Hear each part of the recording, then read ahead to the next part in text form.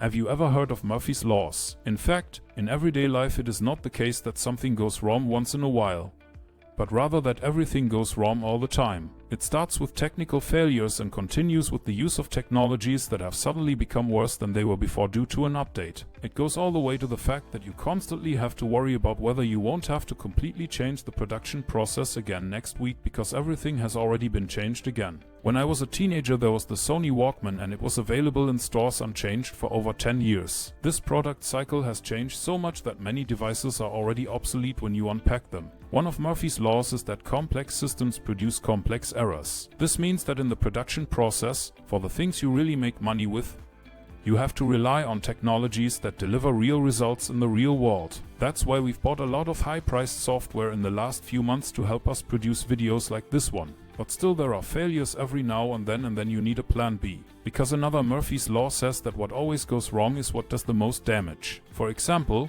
if you have an internet outage in the middle of a webinar, or if your hosting company suddenly takes apart your own website in the middle of a server move. Of course, we all wish that we could spend the whole working day doing productive things.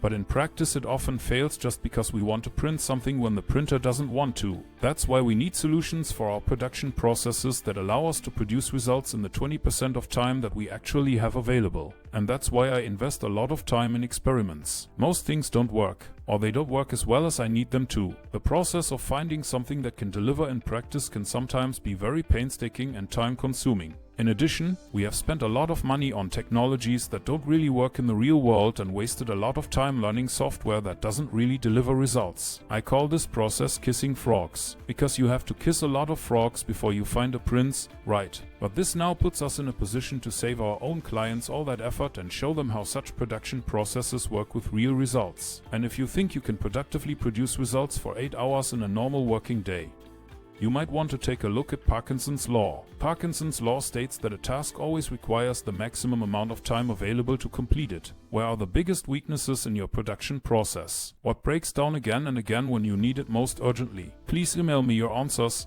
I'm curious to hear the details from you. Thanks for watching and see you in the next video.